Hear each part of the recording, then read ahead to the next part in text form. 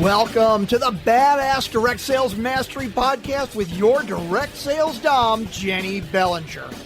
Badass Direct Sales Mastery is a podcast for rock star direct sales moms who are determined to make their business kick ass. Jenny will share her knowledge of effective sales and recruiting techniques, tips to get what you want from your business, and will interview direct sales professionals and leaders from various companies. The interviews will give insight to how these rock stars got to where they are and where they plan to grow in the future. And now, the direct sales dom, Jenny Bellinger. Welcome back to another episode of Badass Direct Sales Mastery. I'm your host, your direct sales dom, Jenny Bellinger, helping you whip your business into shape. And as you can tell, this is going to be a little bit of a different episode today because I have a co-host, Erica. And welcome to the Café, Wealthies. This is Erica Ross-Krieger, and you are at the Entrepreneurs Cafe, even though you just heard a different voice. Yes, we are definitely doing something a little bit different today and changing things up. I have the absolute honor of having on the show Jenny Bellinger. Jenny is the host of the Badass Direct Sales Mastery podcast. She's a certified professional coach, and top 10 direct sales leaders hire her to help them focus on business growth activities so they can be fully present with their families. An entrepreneur since 2010, she understands the desire to contribute to your family's future and be present with them in the here and now, and how difficult that balancing those two priorities can be. So Jenny has learned the hard way while building two separate businesses, raising two kids, and navigating a divorce to fulfill that need to provide financially and be there for her children. Jenny's also known as the direct sales dom. Luckily, as a certified professional coach, though, her methods are very effective and not painful. And I am welcoming her to the show because we always have such a good time, and I know you're going to love her. Oh, yes. And to my badass crew who's wondering what the heck's going on, we've gone off the rails now. And we decided to do a co-hosted show. And so I want to tell you about my friend, Erica. Now, if you've been listening to the podcast for a while, you might remember her from a bonus episode very early on. And I was like, girl, it's time to have you back. So let me tell you a little bit about Erica Ross-Krieger. She is a nationally acclaimed business and mindset coach, author of the inspirational book, 7 Sacred Attitudes, How to Live in the Richness of the Moment, an EFT tapping expert, and she's a positive intelligence certified coach. And this has been her passion for 4 years now, and I've been lucky enough to work with her on it. But let me continue, because that's not all. Wait, there's more. 6, 7, and 8-figure entrepreneurs hire Erica to help them identify and clear the inner mindset blocks that are keeping them from new levels of wealth. The founder of the New Attitudes Corporation, Erica works with entrepreneurs throughout the world, inspiring them to come to life more fully and helping them attain new levels of wealth as they define it.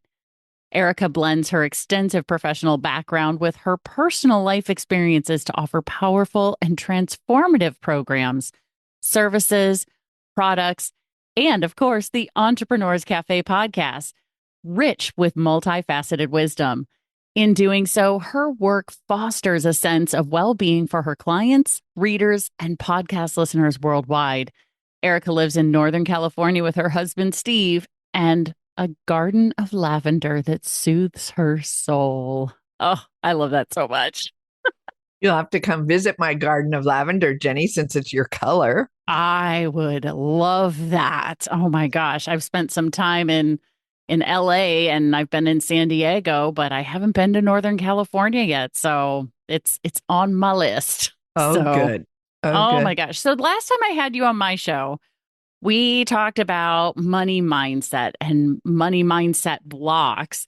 And since then, you've also gotten into positive intelligence, which is about like emotional intelligence and really being able to really understand who you are, right? And what's kind of holding you back. How are those two things like linked? totally linked in my brain. So I'll see if I can unpack it in a way that makes sense to anybody else.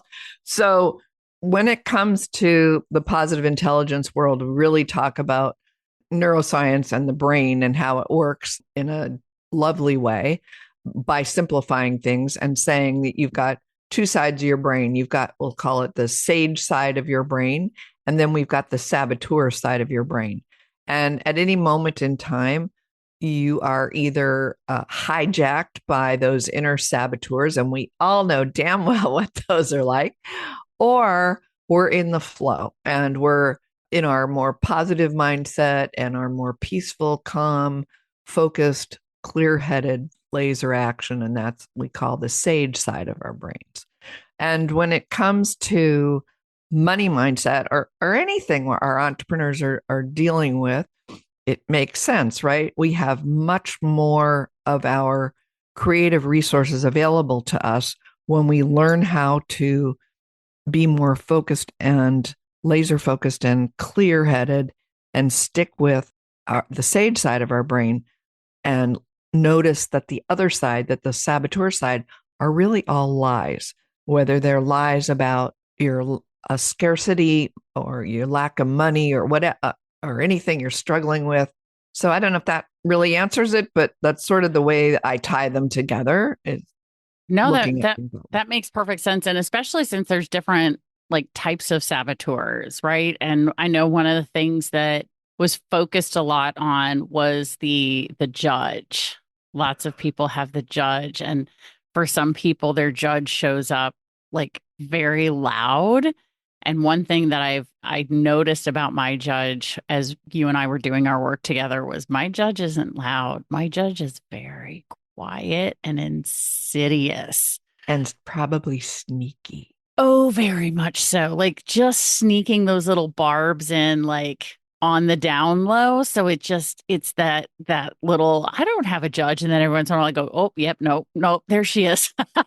They actually call the judge the master saboteur. So there's 10 saboteurs, and the judge is the master saboteur.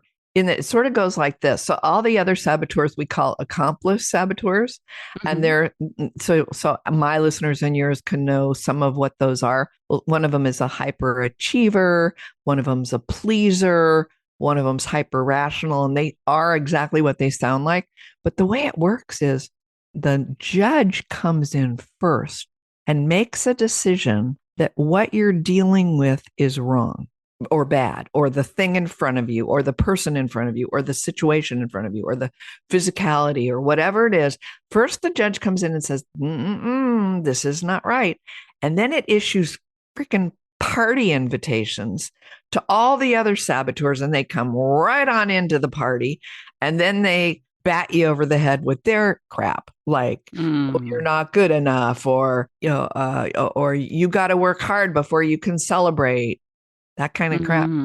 So, and everybody's judge, because we all have one, is very different. Just like you said, they're either loud, screaming in your face, or they're this little quiet, sneaky son of a gun. Oh yeah, very much so on my end. Like I said, it was one of those aha moments that I had as we worked together going through that process. Like, oh, okay. Like, because I was like, I don't think the judge is something that I deal with. And she showed up. Oh, okay, there she is. Yeah. So mine's given me hell lately. I know, really, and it's great because in a sense, it really makes me practice. There's the daily practice of building my sage muscles, we'll call it. And so I've learned now after about 4 years that when I see the judge, I start celebrating. I actually do fist pumps. I stand up and go, woohoo! Like, because then I say, there you are. I caught you. And it's in the catching of the judge that is what begins to shift you actually the other side of your brain. Like, so when we catch ourselves sabotaging ourselves, whether we're talking about PQ or anything, when we catch ourselves in the moment of catching ourselves, that's literally when the shift begins to the other side of the brain, because somehow our witness catches us doing that thing. Yeah, no, I agree. And I think that's that's something that I actually spoke to. I did a talk at a women's group last week called, well, the the group was, it was the CEO conference. Oh, fun. And right.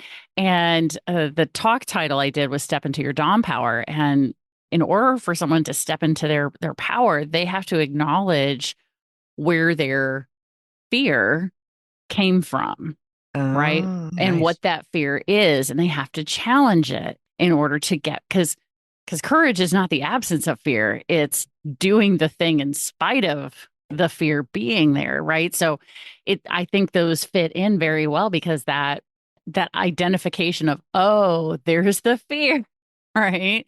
Is fear one of the saboteurs or? Well, it's so fun you named that. So here's the thing. The sage part of the brain is steeped in love, and all the saboteurs are fear-based. They're all fear-based. That if you are fearful, you've got some saboteur going. And if there's a saboteur going, there's some fear under there of some sort, some way. They came on the scene when we were 5 years or younger, and they came on as a way to, quote, protect us, some sort of, way for us to cope with whatever it was, with a way for us to get seen when we were a kid, a way for us to get the love we wanted, a way for us to whatever it was. It's just no longer appropriate anymore. And so anyway, there's two, like you said, there's two general energies in the universe. There's fear and there's love. Sage over here is love. I know our listeners can't see my hands, but on the left hand or right, whatever you want, on the left hand on my hand, there is a sage, and on the right hand, there's love and sage, and then there's fear and saboteurs. And it's really just a matter of where you're going to play. And I think that's so important for business, right? Because especially for those of us who are in business, who are entrepreneurs in whatever type of business we're in, we're going to be making decisions based on either that love or the fear, right? And it's so interesting that we're having this conversation now because I just had a talk I just interviewed someone on the show, Rodrigo Sepulveda, and he talked about not making decisions based out of fear. You've got to be awesome on your love side, right? Yep. And so, but we didn't necessarily talk about how to shift from one to the other. So I think this is like so perfectly timed because anybody who's like, okay, don't make decisions in fear. How do I not? So how do I make that switch? So now for you to come on and say, okay, it starts with recognizing, oh, there's the fear. Oh, there's the saboteur. There's That's step one. Yep. Right. Step two is what? Well, from my view, next, step two is celebrate. And this is a really interesting thing. And tell me if you think from your world with your clients, and I've seen it with mine, all of us tend to have a very tough time celebrating small things, a very tough time.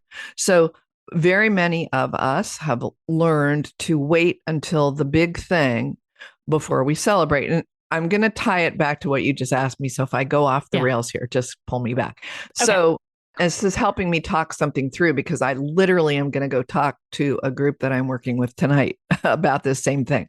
So when you think about your own kids, when they were babies, when they did anything, the first smile, the first time they sat up, the first time they rolled over, the first time they walked, there was major wahoo in the house. Whoa, she sat up. Whoa, she took a step. Yay. There was clapping. There was like, right.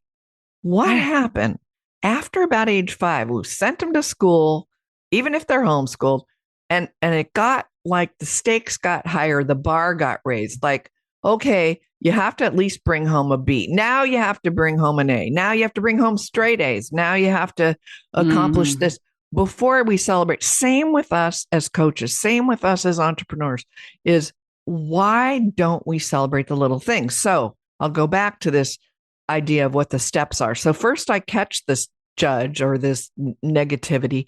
And the second thing is I do a tiny celebration of appropriate size, even if it's good. Pat myself on the shoulder. Good job, Erica. You caught the sucker. Or, I caught the thing.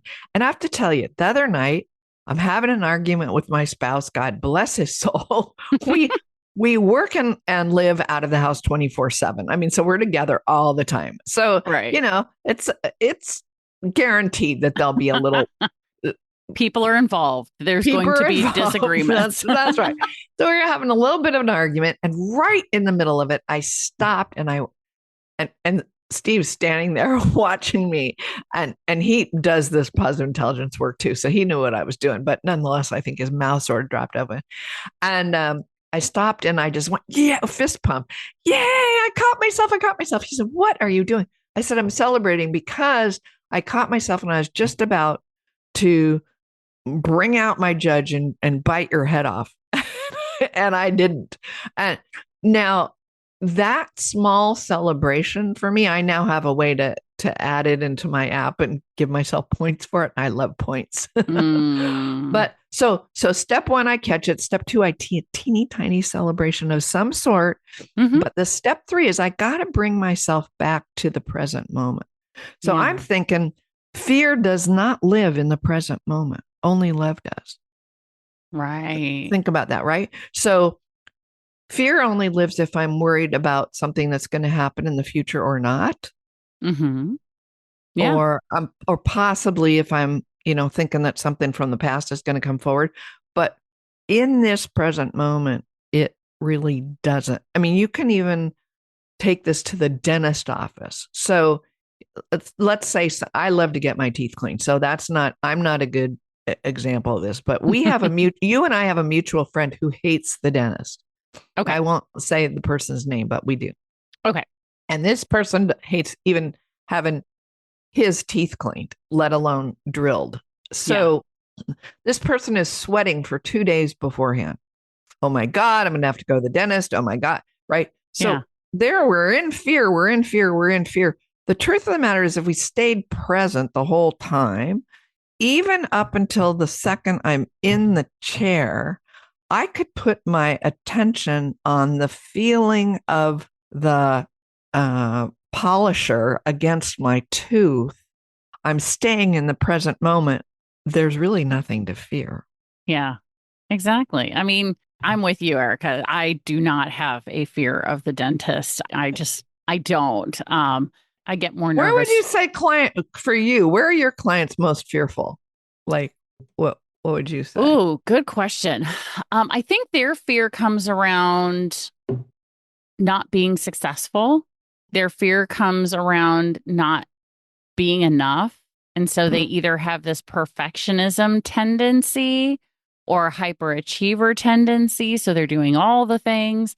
And many of them have the people pleaser as well, because they don't want to make anyone mad or sad or anyone else's life hard. So they'll do it to themselves. And is there comparison stuff? Because I would think in the direct sales business, there might be a little of that. I think there definitely are some people who struggle with the comparisonitis for sure, because is it really a real business? Am I, and then they're also looking at the people who are further along in their business and have achieved the cars, the trips, the the promotion to the top of the ladder, at whatever company that may be, whether it's, the double diamond company vice president, regional vice president, whatever the top is, they're definitely comparing their gold status to the double diamond, and just, I'm not as good as her. And there's a lot of that going on too. So with your work with people, because we've talked a little bit about mine, but I want to make sure we talk about yours too. So with your work with your people, like, what do you find yourself helping them with most? I'm more of the practical, like, things that people can do, helping them. I mean, we start with what their goal is, and then we chunk it down into these 90-day sprints, basically. Like, if we want to get to that annual goal, what do we need to accomplish in the next 90 days that would move you forward towards achieving that goal? And then I specifically help my clients set, because the brain can do hold three things at a time in it, right? So we always do a professional goal, a personal goal, and a fun goal. Mm. Because I'm like, why are you an entrepreneur if you're not going to have fun along the way? Because I'm trying to help them get past, help them do that celebratory, do Yeah. fun things along the way. Yep. We didn't get into entrepreneurship to have fun at the end of the journey. While we will have fun at the end of the journey, part of the beauty of entrepreneurship is getting to have fun along the way because we get to so set our own right in schedule. alignment. That's so cool. That's in alignment totally with the celebration stuff. Right? Exactly. Yeah. So I'm helping them do that. And then we literally lay out a 90-day roadmap. Like each week, what are the things that need to be accomplished? So it really digs down into, okay, so this week I need to accomplish this, this, and this in order to move forward, right? That's Mhm. how I'm getting things moving along because a lot of people overestimate what they can do in a year and underestimate what they can do in 3 to 5 years. So it's really interesting because so many people judge themselves on the not reaching that annual goal, which lowers them down. In many cases, they'll allow it to bring them down. Mhm. And then it makes it harder to reach the goals they had set for themselves for 3 to 5 years out, Mm. which would have had them surpassing the annual goal, the 1 year goal. The 1 year goal will usually happen at 18 months to 2 years Mhm. if they stick with it, if they celebrated the fact that, hey, you know what? I didn't reach the goal, but I got 85% of the way there. And if I hadn't have set the goal, I wouldn't have gotten that far. Right. Yeah. Yeah. So it's helping them do that. So I'm much more on the practical side, but along the way, yes, when I hear one of my clients judging themselves out loud, Mhm. or saying something, and I even do this with my kids too. My kids know that they're not allowed to call themselves stupid. Like, oh, I'm so stupid, blah, blah. No, you're not. Yeah. Uh, Eh. I know. And so now, of course, for my kids, I can tell them absolutely not. That is like, I'd rather my kids say the F word than Yeah. call themselves stupid. Yep. Honestly, I don't care. The F word it's a word. It's whatever. Calling Right. themselves stupid, not acceptable. I love that. Absolutely not. But for my clients, what I do is I'll say, would you please stop talking to my client that way? Because she's pretty freaking smart. She hired me. Mm. Nice. So when you said too, another piece of the steps of, so I catch it, I celebrate it, Mhm. we need to come back to the present moment. I wanted to throw out the words of come to your senses. So the number one way of coming to the present moment is to come to your senses. And I'll give you an example. And on our listeners, my group, Jenny's group, all of you that are listening, I want everybody to think of something right at the moment that's a bit upsetting to you. And for me, I'll give you an example. It has nothing to do with entrepreneuring right now. I'm dealing with my elderly mom's dementia, and it's right. So it's sort of this nagging thing in what I do. I want you all to think, you don't have to say it out loud, about something that right now, if you put your mind on it right this second, would really be bothering you of some sort. And now what I want you to do, and just to show you what come to your senses means, is close your eyes for just 1 second. And if you're driving, obviously do not close your eyes until you pull over. But if you can, close your eyes for just 1 second. And I want you to inhale through your nose and exhale through your mouth. And on the next inhale through the nose. Notice the temperature of the air as it goes into your nostrils. Then exhale through your nostrils and notice the change in the temperature. And do that one more time. Temperature of the air as it comes in your nostril. Temperature of the air as it goes out your nostril. And now I want you to switch your attention to the farthest away sound that you can hear. Wherever you are, the farthest away sound. And now switch your attention to the closest sound you can hear, even if it's the sound of your own breath. Just like that. Great. And when you're ready, open your eyes again. I want you to think about, while you were doing that, were you focused at all on your thing that's upsetting you? Not at all. Yeah. So when that little tiny vacation of coming to your senses, all it takes is 10 seconds. And if you were under an MRI machine, we could actually see what happens in your brain. You actually shifted away from your fear brain into your sage brain in those 10 seconds. Mm. Just coming to your senses and coming present.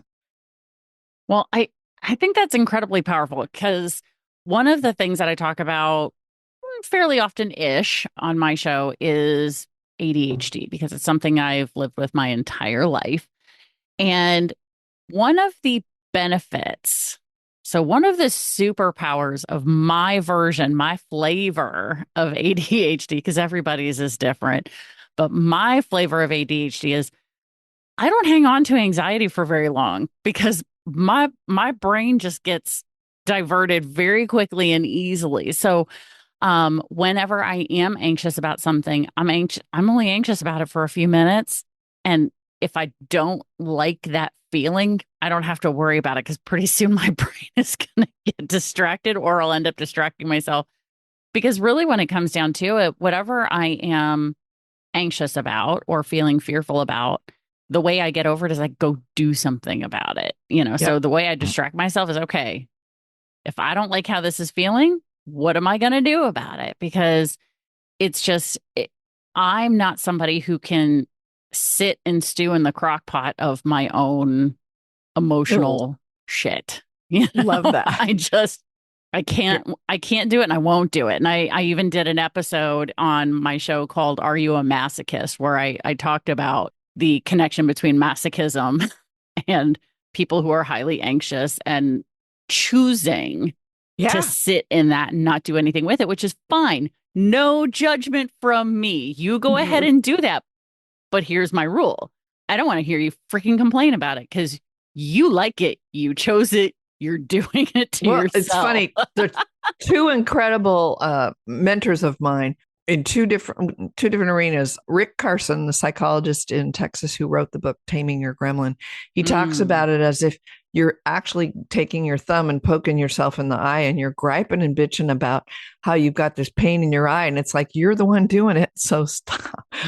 And Shirzad Sharmin, who wrote Positive Intelligence, says it's like putting your hand on the hot stove. Pain is actually and discomfort and whatever, it's actually a good indicator. We would be dead without our sense of pain, right? We got a hot stove and you feel the heat and you're like, whoa, I got to move my hand. So for that split second, it's really helpful. If I keep my hand on the hot stove all day long, my hand's going to just burn off. Yeah. Yeah. We can't keep doing that to ourselves, And I think that's a really important part of what I do is just helping people like snap out of it because they know that's part of why they hire me because they know I'm going to ask, so what are you going to do about it? What do you want to do about it? Right.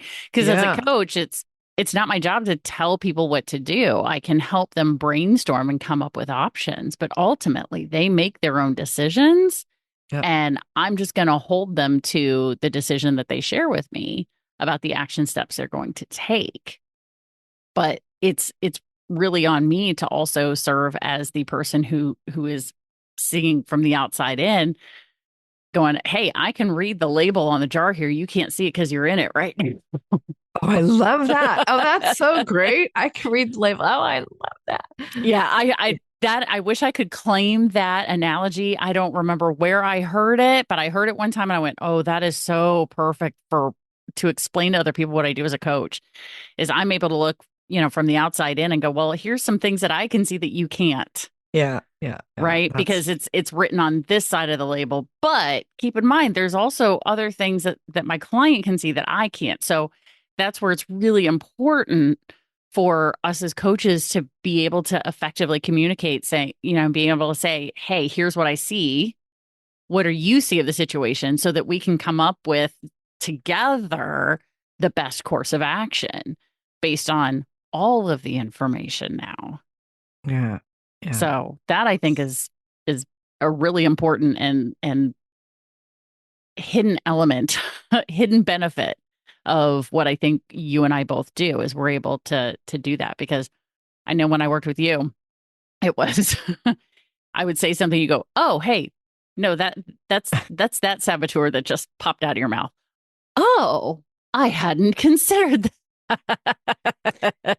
And what else is fun, I think, too, is for us as coaches and in either of our communities is to help people understand that they're not their saboteurs. Just like you're saying to your kids when they say, "Oh, I'm stupid," you say that doesn't belong here. That's because the thing that happened, it, if it was a quote stupid action, it wasn't because you're stupid. Right. It just is not. Your general essence of who you are is pure positivity and love, and we are not our saboteurs. We're not the lies that we believe in. If we could just get to a place and go, that's a saboteur over there telling me a lie. Do I really want to believe that crap?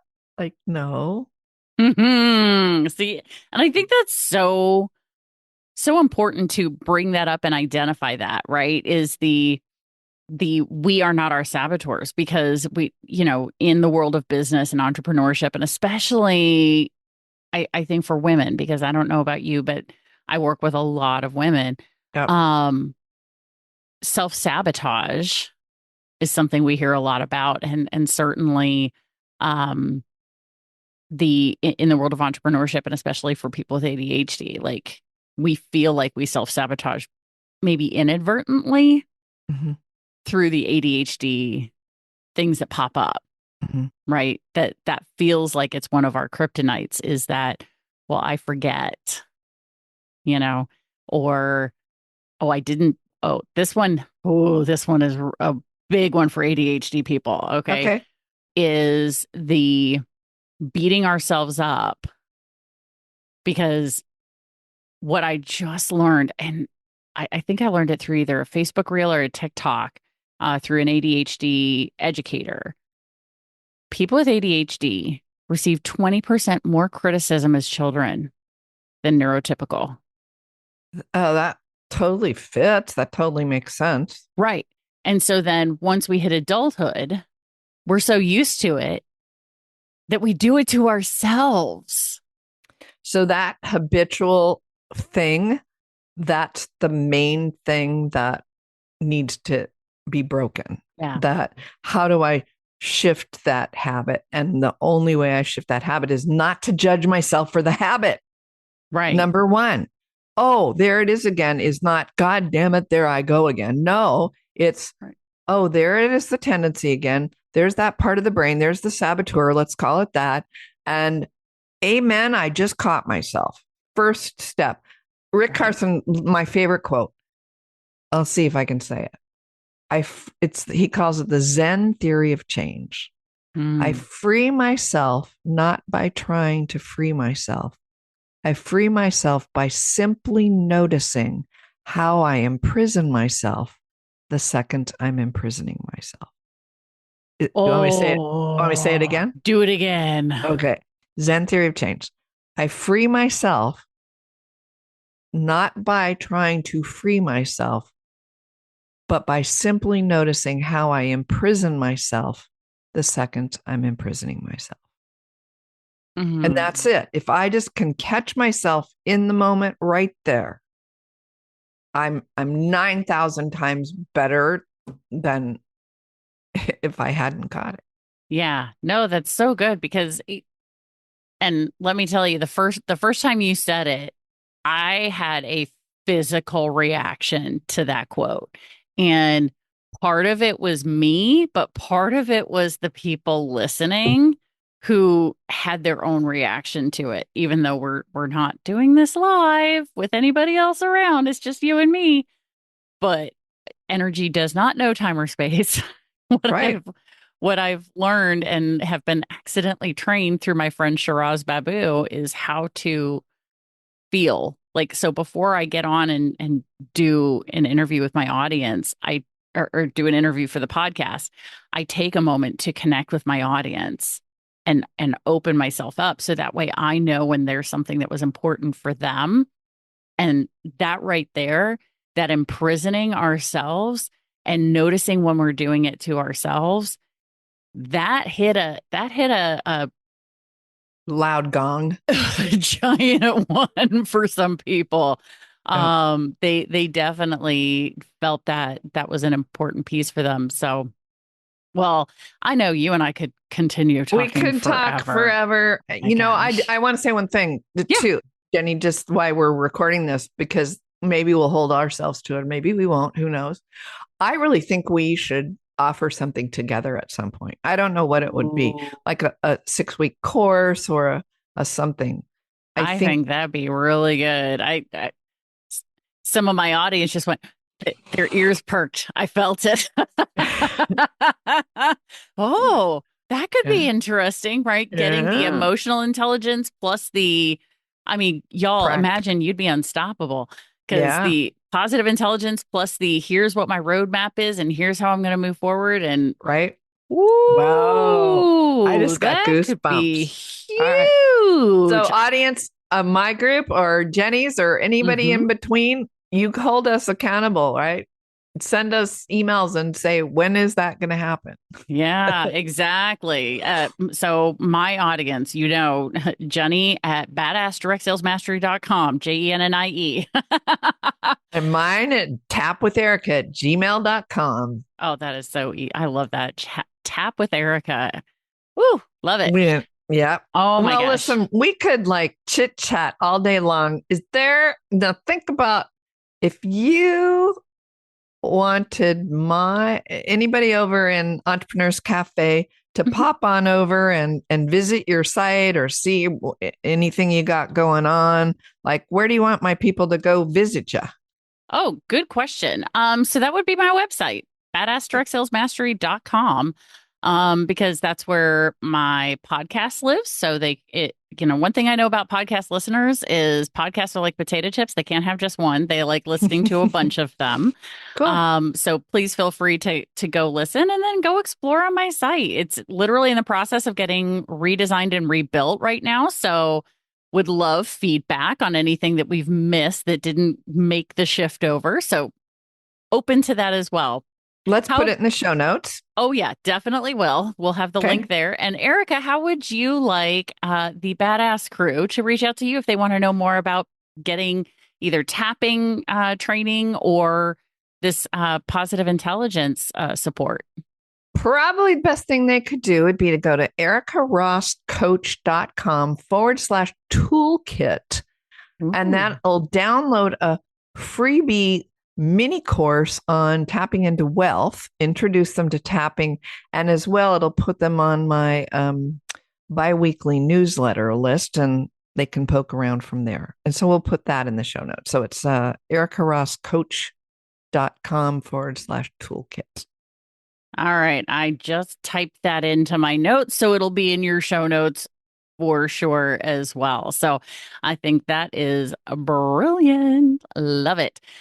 So I think You're it's time to brilliant, wrap and it I am up. so glad to spend time with you. Thank you. Right back at you, which is why you're back again for your second episode here on the show. And once you and I get our collaboration set up, we'll bring you back to announce it and have this be a place where we can let my audience know and your audience know what we've decided to do together to see who is on board for moving forward. Do a nice little 90-day sprint or something. We'll see. Because I Yeah, think that could be a lot of fun. and thank you for coming here again. And in the show notes, I'll also put a link to the last time I had Jenny on the show, so you can Mhm. get another dose of her, because we've loved having you here. Aw, thank you. And I will do the same because I want to make sure if people didn't hear that money mindset block conversation, because I know that's something my audience struggles with. Because if it's something that I'm working through, I know we attract who we are. So they're dealing with it as well. So, Erica, thank you again for being here. And I'm going to wrap up the way that I usually do, and then I'll turn it over to you so you can wrap up the way that you do. Uh, Badass crew, stay tuned because you know how this goes. There's another badass episode on its way.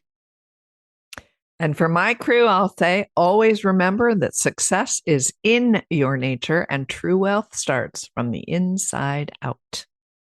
Ooh, so good. What a way to wrap that up. All right, everybody, wishing you the best.